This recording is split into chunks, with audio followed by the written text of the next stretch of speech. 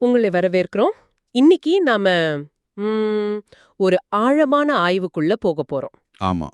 Deepak Chopra, Rudolph TANSI இவங்களோட எழுத்துக்களை வச்சு நம்ம மூளையோட அபாரமான சக்திய நாம எப்படி முழுசா பயன்படுத்தலாம்னு பார்க்க போறோம். ஒரு சாதாரண மூளையில இருந்து எப்படி ஒரு சூப்பர் பிரெயின் நிலைக்கு போறதுன்னு. ஆமா. இது வெறும் மூளைய பத்தின விஷயம் மட்டும் இல்ல பாருங்க. நம்ம எண்ணங்கள், நம்ம நம்பிக்கைகள், அப்புறம் நாம நம்ம மூளையோட எப்படி பேசுறோங்கிறது. சரி. இது எல்லாம் சேர்ந்து நம்ம வாழ்க்கையே, நம்ம யதார்த்தத்தையே எப்படி மாத்த முடியுங்கிறத பத்தி தான் இந்த ஆய்வு. ஓ, அப்ப நம்ம நோக்கம் ரொம்ப தெளிவா இருக்கு. அதாவது உங்க மூளைக்கு நீங்க எப்படி ஒரு நல்ல தலைவரா இருக்கலாம், ம். புது வழிகளை கண்டுபிடிக்கிற ஒரு கண்டுபிடிப்பாளரா, திறமைகளை சொல்லிக் கொடுக்கிற ஆசிரியரா, அப்புறம் அது சரியா பயன்படுத்துற ஒரு பயனரா எப்படி இருக்கலாம்னு நீங்க புரிஞ்சுக்கணும். அதுதானே? கரெக்ட். இதுல மூளைய பத்தின சில தப்பான கருத்துக்களையும் நாம உடைக்க போறோம். சரி. அதே சமயம் நம்ம மூளை எப்படி தன்னைத்தானே மாத்திக்குது, நியூரோபிளாஸ்டிசிட்டி, அப்புறம் நம்ம நனவு நிலை, அதாவது கான்ஷியஸ்னஸ் எப்படி நம்ம உலகத்தையே உருவாக்குதுங்கிற மாதிரி சில ஆச்சரியமான உண்மைகளையும் பார்க்க போறோம். வாங்க இந்த ஆய்வுல ஆழமா போவோம். முதல்ல இந்த பேஸ்லைன் பிரெயின் சாதாரணமா இயங்குற மூளைன்னு சொல்லலாமா? ஆமா, சொல்லலாம். அதுக்கும் சூப்பர் பிரெயின் அதாவது உயர்நிலை மூளைக்கும் என்ன வித்தியாசம்னு பாத்திரலாமே. பெரும்பாலும் நாம பழக்கங்களோட பிடியில சிக்கிடுறோம் இல்லையா? மூளைக்கு புதுசா எந்த சவாலும் கொடுக்கறதில்ல. அதுதான் பேஸ்லைன் பிரெயின். ஆனா சூப்பர் பிரெயின் அப்படி இல்ல பாருங்க. அது ஒவ்வொரு நாளையும் புதுசா பார்க்கும், புது விஷயங்களை கத்துக்க ஆர்வம் காட்டும், சலிப்பு அதை தள்ளி வைக்கும். ஓ. இந்த சூப்பர் பிரெயினை அடைய நீங்க 4 முக்கியமான வேலைகளை செய்யணும். சுருக்கமா சொன்னா, நீங்க தான் உங்க மூளையோட தலைவர். தலைவர் யோசிக்கணும், புது பாதைகளை உருவாக்கணும். சரி. நீங்க தான் ஆசிரியர். புது திறமைகளை விடாமுயற்சியோட கத்துக் கொடுக்கணும். அப்புறம் கடைசியா நீங்க தான் பயனர். உங்க மூளைய நல்லா பாத்துக்கணும். இதுல ரொம்ப சுவாரஸ்யமான ஒரு விஷயம் படிச்சேனே. ஐன்ஸ்டீனோட மூளை சராசரி மூளையை விட எடை குறைவா இருந்துச்சுன்னு. ஆமாமா. அது என்ன சொல்லுதுன்னா, மூளைங்கிறது ஒரு கம்ப்யூட்டர் மாதிரி நினைச்சுக்க வேண்டாம். எவ்வளவு மெமரி இருக்குங்கிறத விட அதை நாம எப்படி பயன்படுத்துறோம், எவ்வளவு கிரியேட்டிவா, எவ்வளவு ஃபிளெக்சிபிளா, அதுதான் முக்கியம். அப்போ அளவு முக்கியம் இல்லையா? இல்ல, செயல்பாடு தான் முக்கியம். இதுதான் சூப்பர் பிரெயின் திறனோட ஒரு ரகசியம். அப்போ நம்ம மூளைய மாத்த முடியுங்கிறீங்க. பிறக்கும்போது கிடைச்ச மூளை அப்படியே தான் இருக்கணும்னு நினைச்சேன். ஐயோ, இல்லவே இல்ல. இங்கதான் நியூரோபிளாஸ்டிசிட்டி, அதாவது மூளையோட தன்னைத்தானே மாத்தி அமைச்சுக்கிற தன்மை உள்ள வருது. நியூரோபிளாஸ்டிசிட்டி. ஆமா, நம்ம மூளை ஒன்னும் கல்லுல செதுக்குன சிலை மாதிரி இல்ல. நம்ம அனுபவங்களுக்கு ஏத்த மாதிரி, நம்ம எண்ணங்களுக்கு ஏத்த மாதிரி வாழ்க்கை முழுக்க மாறிக்கிட்டே இருக்கும். புது புது இணைப்புகள் உருவாகிக்கிட்டே இருக்கும். இதுக்கு ஏதாவது உதாரணம் இருக்கா? ஓ, கார்ல் ஆஷ்லியோட எலி பரிசோதனை தெரியுமா? கேள்விப்பட்டிருக்கேன். அந்த எலிகளுக்கு சிக்கலான வழிய கட்டுக் கொடுத்துட்டு அப்புறம் மூளை பகுதியை நீக்கினாரே. அதேதான். அவர் மூளையோட பெருமூளை புறணில, செரிப்ரல் கார்டெக்ஸ்ல கிட்டத்தட்ட 90% வரைக்கும் நீக்கின பிறகும் அந்த எலிகளால அந்த வழியை கண்டுபிடிக்க முடிஞ்சது. அப்படியா? ஆமா. இது என்ன காட்டுதுன்னா, மூளைக்கு தன்னை சரி செய்யவும், ஒரு பகுதி பாதிக்கப்பட்டா கூட வேற பகுதிகள் மூலமா அந்த வேலையை ஈடுகட்டவும் அபாரமான திறன் இருக்கு. நீங்க நினைச்சா உங்க மூளையோட தலைவரா இருந்து அதை வழிநடத்த முடியும். சரி, இந்த மனசுக்கும் மூளைக்கும் உள்ள தொடர்புல பின்னூட்ட சுழற்சிகள், அதாவது ஃபீட்பேக் லூப்ஸ் பத்தி சொல்லுங்களேன். இது ரொம்ப முக்கியம். உங்க வீட்ல இருக்கிற தெர்மோஸ்டாட் மாதிரி தான். ரூம் குளிர்ச்சியானா ஹீட்டர் ஆன் ஆகும், சூடானா ஆஃப் ஆகும் இல்லையா? ஆமா. அதே மாதிரி தான் நம்ம உடம்பு வெப்பநிலைய சீரா வச்சுக்கிறது இல்ல. பயம் வந்தா இதய துடிப்பு அதிகமாகிறது, அப்புறம் கொஞ்ச நேரத்துல இயல்புக்கு திரும்புறது. இதுக்கெல்லாம் காரணம் இந்த பின்னூட்ட சுழற்சிகள் தான். இது வெறும் உடல் அளவுல மட்டும் தானா? நம்ம எண்ணங்கள் இதை பாதிக்காதா? நிச்சயமா பாதிக்கும். அதான் முக்கியம். திபெத்திய துறவிகள் டூப் தியானம் மூலமா உடம்பு சூட்டை அதிகமாக்கி பனிக்கட்டில உட்கார்றதெல்லாம் கேள்விப்பட்டிருப்பீங்க. ஆமா, படிச்சிருக்கேன். அது ரொம்ப தீவிரமான பயிற்சி. ஆனா நாம கூட சாதாரணமா முயற்சி பண்ணலாம். உதாரணத்துக்கு, உங்க உள்ளங்கைய பார்த்து இது சூடாகுது, சூடாகுது, சிவப்பாகுதுன்னு தொடர்ந்து மனசுல நினைச்சுக்கிட்டு இருந்தா கொஞ்ச நேரத்துல உண்மையிலே உங்க கையில ஒரு சின்ன சூடும் லேசா சிவப்பும் வர்றத நீங்க உணர முடியும். இது ஒரு சின்ன பயோஃபீட்பேக் மாதிரி. ஓ, அப்படியா? அப்போ நம்ம எண்ணங்கள், நம்பிக்கைகள் இது எல்லாமே மூளையில நேரடியா தாக்கத்தை ஏற்படுத்துமா? நிச்சயமா.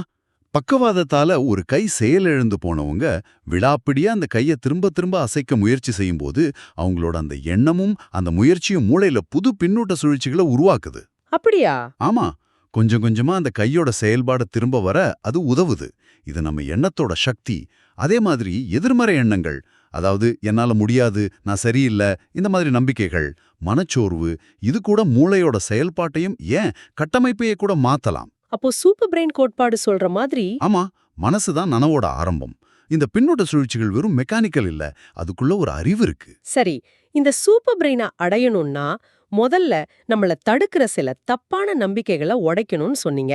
அப்படி என்னென்ன கட்டுக்கதைகள் இருக்கு? நிறைய இருக்கு. அதுல முக்கியமா ஒண்ணு, மூளை ஒரு தடவை வளர்ந்ததுக்கு அப்புறம் மாறவே மாறாது, அதோட வயரிங்லாம் பெர்மனன்ட் அப்படின்னு சொல்றது. ஆனா அது தப்புன்னு இப்ப பார்த்தோமே, நியூரோபிளாஸ்டிசிட்டி இருக்குல்ல. கரெக்ட். நம்ம மூளை மாறிக்கிட்டே இருக்கும். ரெண்டாவது கட்டுக்கதை, வயசானா மூளை தேஞ்சிடும், ஞாபக சக்தி போயிடும், இதை தடுக்கவே முடியாதுன்னு சொல்றது. ஆமா, இது நிறைய பேர் நம்புறாங்க. இது எந்த அளவுக்கு உண்மை? இதுவும் முழு உண்மை இல்ல பாருங்க. இன்னைக்கு புதிய முதுமை அப்படின்னு ஒரு கான்செப்ட் பிரபலமாயிட்டு வருது. மக்கள் 80, 85 வயசுல கூட மனதளவுல உடலளவுல ரொம்ப இளமையா சுறுசுறுப்பா இருக்காங்க. வயசாகும்போது சில விஷயங்கள் மறக்கிறது உண்மைதான். ஆனா அது பெரும்பாலும் உண்மையான ஞாபக இழப்பு இல்ல. அது என்னன்னா, புது விஷயங்களை சரியா கவனிக்காம மனசுல பதிய வைக்காம விடுறது. Lack of learning. ஓ, கவனிக்காததுனால மறக்கறோமா? பெரும்பாலும் அப்படிதான். உதாரணத்துக்கு, சாவியை எங்க வச்சோன்னு மறக்கறோம்னா, அதை எங்க வைக்கிறோன்னு அந்த நொடி சரியா கவனிக்காம இருந்திருப்போம். அவ்வளவுதான். அப்போ ஞாபகத்தை நல்லா பதிய வைக்க என்ன பண்ணலாம்? அதுக்கு உணர்ச்சிகள் உதவும். ரொம்ப சந்தோஷமான, இல்ல ரொம்ப அதிர்ச்சியான, இல்ல ரொம்ப ஆச்சரியமான விஷயங்கள். வாவ் ஃபேக்டர்னு சொல்றாங்களே, அது இருந்தா மனசுல நல்ல பதியும். சரி. இல்லனா ஒரு விஷயத்த செய்யும்போது முழு கவனத்தோட இன்ட்ரெஸ்டோட செஞ்சா அது பதியும். அப்புறம் இன்னொரு பயம் இருக்கு. மூளை செல்கள் தினமும் லட்சக்கணக்கில் அழியுது, அது திரும்ப வராதுன்னு. ஆமா, அதுவும் ஒரு பெரிய கவலை. அந்த இழப்பு விகிதம் உண்மையில ரொம்ப ரொம்ப கம்மி. ஒரு நாளைக்கு சுமார் 85,000 கார்டிகல் நியூரான்கள் போகலாம். ஆனா நம்மகிட்ட கோடிக்கணக்கான நியூரான்கள் இருக்கு. இது ரொம்ப சின்ன சதவீதம். அது மட்டும் இல்லாம மூளையில ஸ்டெம் செல்கள் இருக்கு. அது புது நியூரான்களை உருவாக்கவும் வாய்ப்பு இருக்குன்னு ஆராய்ச்சி சொல்லுது. ஓ, அப்படியா? பால் கோல்மேன்னு ஒரு ஆராய்ச்சியாளர் 70 வயசுல கூட நியூரான்களோட எண்ணிக்கை பெருசா குறையறதில்லன்னு சொல்லியிருக்காரு. ஆக நம்ம மூளை மாறக்கூடியது, முதுமையிலும் கத்துக்க முடியும், தன்னைத்தானே புதுப்பிக்கவும் செய்யும். இந்த உண்மைகளை புரிஞ்சுக்கிட்டாலே சூப்பர் பிரெயினுக்கான வழியில முதலடி வச்ச மாதிரி. ஆமா. இப்போ அடுத்ததா இந்த சூப்பர் பிரெயின் திறனை எப்படி வளர்த்துக்கிறதுன்னு பார்க்கும்போது நம்ம சில ஹீரோக்களை பார்க்கலாம். 3 பேரை சொல்றேன். Hero Einstein. அவர்கிட்ட இருந்து நாம கத்துக்க வேண்டியது தழுவல் திறன், அடாப்டபிலிட்டி. ஐன்ஸ்டீன் கிட்ட இருந்தா அவரோட சயின்ஸ் பத்தி சொல்றீங்களா? இல்ல, சயின்ஸை விட அவர் எப்படி புது சூழ்நிலைகளை, தெரியாத விஷயங்களை எதிர்கொண்டாருங்கிறத பார்க்கணும். அவர் பழைய சிந்தனை முறைகள்லயே நிக்கல, ரொம்ப நெகிழ்வுத்தன்மையோட ஃப்ளெக்சிபிளா யோசிச்சாரு. நாம சில சமயம் உணர்ச்சிகளுக்கு அடிமையாகி பிடிவாதமா ஒரே வழியில போவோம். உதாரணத்துக்கு ஒரு டாலர் ஏலாம்னு வைங்க. சரி. $1 ஏலம் கேட்பாங்க. ஆனா ஜெயிக்கணுங்கிற வெறியில சில பேர் அந்த $1 $2, $3ன்னு கேட்டு நஷ்டப்படுவாங்க. ஆமா, கேள்விப்பட்டிருக்கேன். ஐன்ஸ்டைன் மாதிரி அந்த உணர்ச்சியோட தாக்கத்தை புரிஞ்சுக்கிட்டு, தேவைப்பட்டா நம்ம யோசனைகளை மாத்திக்கிட்டு புது வழியில போறதுதான் தழுவல் திறன். இது வெற்றிக்கு ரொம்ப முக்கியம். புரியுது. அப்போ 2வது ஹீரோ யாரு? அவர்கிட்ட என்ன கத்துக்கணும்? 2வது ஹீரோ குழந்தைகள். அவங்க கிட்ட இருந்து நாம ஒருங்கிணைப்பு, இன்டகிரேஷன் கத்துக்கணும். குழந்தைங்க கிட்ட இருந்தா எப்படி? குழந்தைங்க பாருங்க, உலகத்தை உள்ளது உள்ளபடியே எந்தவித பாகுபாடும் இல்லாம முழுசா பாக்குறாங்க. நல்லது, கெட்டது, சந்தோஷம், சோகம் எல்லாத்தையும் ஏத்துக்கிறாங்க. ஆமா. ஆனா நாம வளர வளர நமக்கு பிடிக்காத விஷயங்களை இல்லைன்னு மறுக்கிறோம். டினையல். கஷ்டமான உணர்வுகளை மனசுக்குள்ள போட்டு அடக்குறோம். ரிப்ரெஷன். இப்படி பண்ணி யதார்த்தத்தோட ஒரு பகுதியை மட்டும் ஏத்துக்கிட்டு ஒரு குறுகிய வட்டத்துக்குள்ள வாழ்றோம். இது ஒரு சர்வாதிகாரி மாதிரி இல்லையா? தனக்கு பிடிக்காத உண்மைகளை மறைச்சு தனக்கு பிடிச்ச ஒரு பொய்யான உலகத்தை உருவாக்குற மாதிரி. அதேதான். முழுமையான யதார்த்தத்தை எதிர்கொள்ள பயப்படும் போது நம்ம வளர்ச்சி நிக்குது. குழந்தைகள் மாதிரி திறந்த மனசோட எல்லாத்தையும் ஏத்துக்கிட்டு யதார்த்தத்தை முழுமையா ஒருங்கிணைச்சு பார்க்க கத்துக்கணும். இது சூப்பர் பிரெயினோட இன்னொரு முக்கியமான அம்சம். ஓகே, 3வது ஹீரோ? 3வது ஹீரோ புத்தர். அவர்கிட்ட இருந்து நாம நனவின் விரிவாக்கத்தை கத்துக்கணும். நனவின் விரிவாக்கம்? ஆமா, அதாவது வெறும் பொருள் சார்ந்த வாழ்க்கைக்கு அப்பாற்பட்டு அர்த்தத்தை தேடுறது. நம்ம நான்கிற அகங்காரத்தோட சுவர்களை உடைக்கிறது. மத்தவங்க சொல்றாங்கன்னு ஏத்துக்காம நம்ம விழிப்புணர்வை விரிவாக்கி உண்மையை தேடுறது. இதுதான் உண்மையான சுதந்திரம். சரி, தழுவல் திறன், ஒருங்கிணைப்பு, நனவின் விரிவாக்கம் இதெல்லாம் நல்லா இருக்கு. ஆனா இதெல்லாம் வச்சு மனச்சோர்வு, டிப்ரெஷன் மாதிரி நிஜ வாழ்க்கை பிரச்சனைகளை எப்படி அணுகிறது? ரொம்ப நல்ல கேள்வி. மனச்சோர்வு ஒரு தீராத மாயின்னு மட்டும் பார்க்காம அத மூளையில பதிஞ்சு போன ஒரு நிலையான நடத்தை, ஃபிக்ஸ்டு பிஹேவியர் அப்படின்னு அணுகலாம். நிலையான நடத்தை புரியலையே. அதாவது இதுக்கு பொதுவா 3 பகுதி இருக்கும் பாருங்க. 1, ஏதோ ஒரு ஆரம்ப காரணம், ஒரு பெரிய இழப்பு, தோல்வி, ஏமாற்றம். சரி. 2வது, அதுக்கு நாம கொடுக்கிற ஒரு ஆரோக்கியமற்ற எதிர்வினை. எல்லாம் என்னால தான், என் வாழ்க்கை முடிஞ்சது, நான் எதுக்குமே லாய்க்கில்ல, இந்த மாதிரி தீவிரமான எதிர்மறை எண்ணங்கள். 3வது, இந்த எதிர்வினை திரும்ப திரும்ப மனசுல ஓடி அது ஒரு பழக்கமா மாறிடுறது. அப்புறம் எந்த காரணமும் இல்லாமலே அந்த மனச்சோர்வு உணர்வு வந்துகிட்டே இருக்கும். இது ஒரு நெகட்டிவ் பின்னூட்ட சுழற்சி மாதிரி ஆயிடும். அப்போ இந்த பழக்கத்தை மாத்த முடியுமா? நிச்சயமா முடியும். அதுக்கு தான் 2 விதமான வேலை தேவைன்னு சொல்றோம். 1, உள்வேலை. உள்வேலைனா? தியானம் பண்றது, அந்த எதிர்மறை எண்ணங்கள் எங்கிருந்து வருதுன்னு ஆராயறது, சுய விமர்சனத்தை கொஞ்சம் கொஞ்சமா கைவிடுறது, இது மாதிரி. சரி. இன்னொன்னு வெளிவேலை. ஆ, மன அழுத்தத்தை கொடுக்கிற சூழலை முடிஞ்ச வரைக்கும் மாத்துறது, நமக்கு ஆதரவா இருக்கிற நல்ல உறவுகளை வளர்த்துக்கிறது, நமக்கு பிடிச்ச விஷயங்களை செய்யறது, இப்படி. அப்போ உள்வேலையும் வெளிவேலையும் சேரும்போது? ஆமா, இந்த 2ம் சேரும்போது மூளையோட அந்த நிலையான நடத்தைய மாத்தி திரும்ப சமநிலைக்கு கொண்டு வர முடியும். இங்கதான் நியூரோபிளாஸ்டிசிட்டியும் நம்ம எண்ணங்களோட சக்தியும் நமக்கு உதவுது. மனச்சோர்வுலேருந்து மீடுறது ஒரு பக்கம், நம்ம கிட்ட இருக்கிற நம்மளோட தனிப்பட்ட சக்தி, பர்சனல் பவர், அதை உணர்றதும் முக்கியம் இல்லையா? சக்திங்கிறது வெறும் பணம், பதவி மட்டும்தானா? இல்லவே இல்ல. நீங்க சொல்றது ரொம்ப சரி. உண்மையான தனிப்பட்ட சக்திங்கிறது அதெல்லாம் இல்ல. அது தன்னம்பிக்கை, சரியா முடிவெடுக்கிற திறன், உங்க உள்ளுணர்வு சொல்றத நம்புறது, உங்க சுய மதிப்பு. நாம எப்போ இந்த சக்தியை இழக்கிறோம்? நாம எப்பவும் அடுத்தவங்களை சந்தோஷப்படுத்தணும்னு நினைக்கும்போது, இல்ல கூட்டத்தோட சேர்ந்து எல்லாரும் சொல்றாங்கன்னு ஒரு விஷயத்த கண்மூடித்தனமா ஏத்துக்கும் போது, இல்லனா நம்மள நாமளே தாழ்த்திக்கிட்டு மத்தவங்க தான் பெரியவன்னு அவங்க சொல்றதான் சரின்னு நினைக்கும் போது, அப்போ நம்ம சக்தியை இழக்கிறோம். இதுல இருந்து எப்படி வெளியே வர்றது? நம்ம சக்தியை எப்படி திரும்ப பெறது? உங்க தேவை என்ன, உங்க உணர்வு என்னன்னு நீங்க மதிக்க கத்துக்கணும். உங்க சுயமதிப்பு நீங்க வளர்த்துக்கணும். மத்தவங்க என்ன நினைப்பாங்கன்னு ஓவரா கவலைப்படாம உங்க மனசுக்கு சரின்னு படுறத செய்ய துணியணும். உங்க மூளைக்கு நீங்க தான் தலைவருங்கிற அந்த உணர்வை முழுசா நீங்க ஏத்துக்கணும். அப்போ அந்த சக்தி தானா வரும். சரி. நம்ம தேர்வுகளும் பழக்கங்களும் நம்ம மூளைய மாத்துதுன்னு சொன்னீங்க. அப்போ நாம நம்ம தனிப்பட்ட பரிணாமத்தையே பர்சனல் எவல்யூஷனை வழிநடத்துறோம்னு சொல்லலாமா? நிச்சயமா, ஒரு வகையில அப்படிதான். பாருங்க, சில பேர் இருக்காங்க, பல மொழிகளை ரொம்ப சுலபமா கத்துக்குவாங்க, பாலிக்ளாட்ஸ். ஆமா. சிலரால முகங்களையே அடையாளம் காண முடியாது, ப்ரோசோபெக்னோசியா. இன்னும் சில பேர் இருக்காங்க, சூப்பர் ரெகக்னைசர்ஸ்னு சொல்றாங்க. அவங்க ஒரு தடவை பார்த்த முகத்தை மறக்கவே மாட்டாங்க. ஆச்சரியமா இருக்கு. இது எல்லாமே மூளையோட அபாரமான வேறுபாடுகளையும் திறன்களையும் காட்டுது. நம்ம மூளை பரிணாம ரீதியா 3 முக்கிய நிலைகளை கடந்து வந்திருக்கு.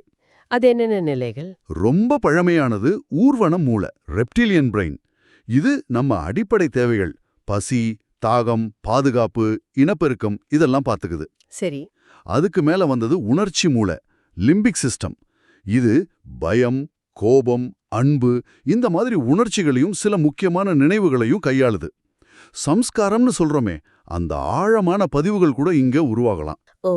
இதுக்கு மேல ரொம்ப சமீபத்துல பரிணாமம் அடைஞ்சது தான் அறிவுசார் மூளை, நியோகார்டெக்ஸ். இதுதான் பகுத்தறிவு, பிளான் பண்றது, மொழி பேசுறது, நம்மள நாமே கட்டுப்படுத்திக்கிறது. இதுக்கெல்லாம் காரணம்.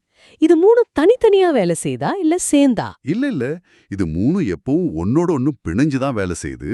நம்ம உள்ளுணர்வு ஒரு ஆசையை தூண்டும், நம்ம உணர்ச்சி அதுக்கு ஒரு அர்த்தம் கொடுக்கும், நம்ம அறிவு அதை அலசி ஆராய்ந்து ஒரு முடிவுக்கு வரும். ஆனா இது இல்லாம இன்னொன்னு இருக்கு. அது என்ன? உள்ளுணர்வு, இன்ட்யூஷன். உள்ளுணர்வா? ஆமா. சில சமயம் நம்ம மனசுக்கு சட்டுன்னு ஒரு விஷயம் தோணும். அதுக்கு லாஜிக்கே இருக்காது. ஒரு ஆபத்தை முன்னாடியே உணர்றது, ஒருத்தரை பார்த்த உடனே அவங்கள பத்தி ஒரு அபிப்பிராயம் வர்றது, ஸ்னாப் ஜட்ஜ்மெண்ட்ஸ், இதெல்லாம் உள்ளுணர்வு தான். இதுவும் மூளையோட ஒரு முக்கியமான ஆனா சரியா புரிஞ்சுக்கப்படாத சக்தி. இதுதான் $1 மில்லியன் கேள்வி. அறிவியல்லையும் தத்துவத்திலையும் இருக்கிற பெரிய மர்மங்கள்ல இது ஒண்ணு. சில பேர் என்ன சொல்றாங்கன்னா, மூளைக்குள்ள நடக்கிற அந்த ரசாயன மின்சார மாற்றங்களை வச்சு மட்டும் நாம எப்படி ஒரு ரோஜா பூவோட சிவப்பை பார்க்கறோம், ஒரு பாட்டை ரசிச்சு கேட்கறோம், வலிய உணர்றோங்கிற அந்த நேரடி அனுபவத்தை குவாலியா விளக்கவே முடியாதுங்கிறாங்க. அப்போ மாற்று கருத்து என்ன? அவங்க என்ன சொல்றாங்க? டொனால்ட் ஹாஃப்மன் மாதிரி சிலர் என்ன சொல்றாங்கன்னா, நனவு நிலை தான் அடிப்படை உண்மை. அதுதான் மூளையையும் நாம பார்க்கிற உணர்ற இந்த யதார்த்தத்தையும் உருவாக்குதுன்னு சொல்றாங்க. கொஞ்சம் குழப்பமா இருக்கே. இருந்து வர அலைகளை பிடிச்சு அதை ஒளியா மாத்துது. அதுபோல மூளை நனவை உருவாக்குறது இல்ல, அதை வெளிப்படுத்துற ஒரு கருவி மட்டும்தான் அப்படின்னு ஒரு வாதம் இருக்கு. இது நம்புற மாதிரி இல்லையே. இதுக்கு ஏதாவது ஆதாரம் இருக்கா? நேரடியான உறுதியான ஆதாரம்னு சொல்ல முடியாது, ஆனா சில ஆச்சரியமான விஷயங்கள் இருக்கு. உதாரணத்துக்கு, ரொம்ப தூரத்துல இருக்கிற இரட்டையர்கள்ல ஒருத்தருக்கு ஏதோ ஒன்று நடந்தா இன்னொருத்தரால சில சமயம் அதை உணர முடியுதுன்னு சொல்றாங்க. ஆமா, நானும் கேள்விப்பட்டிருக்கேன். சில ஹீலர்ஸ் தூரத்திலிருந்தே இன்னொருத்தரோட மூளையில நல்ல மாற்றங்களை ஏற்படுத்துறதா சில ஆய்வுகள் சொல்லுது. இதெல்லாம் வச்சு பார்க்கும்போது நனவுங்கிறது தனிப்பட்ட மூளைக்குள்ள மட்டும் அடைஞ்சு கிடக்கிற ஒரு விஷயம் இல்ல. அது ஒரு பரந்த ஒரே மனதோட, இந்த ஒன் மைண்டோட ஒரு பகுதியா இருக்கலாம்னு ஒரு ஆழமான கருத்து இருக்கு. ஒரே மனம். ஆமா, நம்ம ஒவ்வொருத்தரோட மூளையும் இன்டர்நெட்ல கனெக்ட் ஆன ஒரு கம்ப்யூட்டர் மாதிரி. ஆனா அந்த இணைப்பு கண்ணுக்கு தெரியாத ஒரு ஒட்டுமொத்த நனவு மூலமா நடக்குதுன்னு கற்பனை பண்ணி பாருங்க. கேட்கவே ரொம்ப பிரமிப்பா இருக்கு. ஆக இந்த ஆய்வு முழுக்க நம்ம பார்த்தது என்னன்னா, உங்க மூளைங்கிறது ஒரு நிலைச்ச பொருள் இல்ல. அது ரொம்ப ரொம்ப நெகிழ்வானது. உங்க மனசால, உங்க நனவால, உங்க நோக்கத்தால வழிநடத்தப்படக்கூடிய ஒரு சக்தி வாய்ந்த கருவி. நீங்க உங்க மூளைக்கு வெறும் பார்வையாளர் கிடையாது. நீங்க தான் அதோட தலைவர், அதோட பயனர், ஆசிரியர், கண்டுபிடிப்பாளர். உங்க யதார்த்தத்தை நீங்க தான் உருவாக்குறீங்க. உங்க மூளைக்குள்ள இன்னும் வெளிப்படாத ஒளிஞ்சுகிட்டு இருக்கிற சக்தியை உங்களால நிச்சயமா அடைய முடியும். சூப்பர் பிரெயினை நீங்க உருவாக்க முடியும். கடைசியா நீங்க யோசிச்சு பார்க்க ஒரு கேள்வி. ஒருவேளை இந்த நனவு நிலை தான் மூளையையும் யதார்த்தத்தையும் உருவாக்குதுங்கிறது உண்மையா இருந்தா, இன்னைக்கு இந்த நிமிஷம் உங்க விழிப்புணர்வுல, உங்க கவனத்துல நீங்க செய்ய போற ஒரு சின்னஞ்சிறு மாற்றம் உங்க உலகத்தை, உங்க யதார்த்தத்தை எந்த அளவுக்கு மாற்றி அமைக்க ஆரம்பிக்கலாம். இந்த சிந்தனைகளோட உங்களை இன்னைக்கு விடைபெறுகிறோம். இந்த ஆழமான ஆய்வு உங்களுக்கு பயனுள்ளதா இருந்திருக்கணும். உங்க மூளையோட சக்தியை பத்தின ஒரு புது புரிதலை கொடுத்துருக்கோன்னு நம்புறோம். தொடர்ந்து தேடுங்க, தொடர்ந்து கத்துக்கோங்க. உங்க சூப்பர் பிரெயினை கட்டவழுத்து விடுங்க.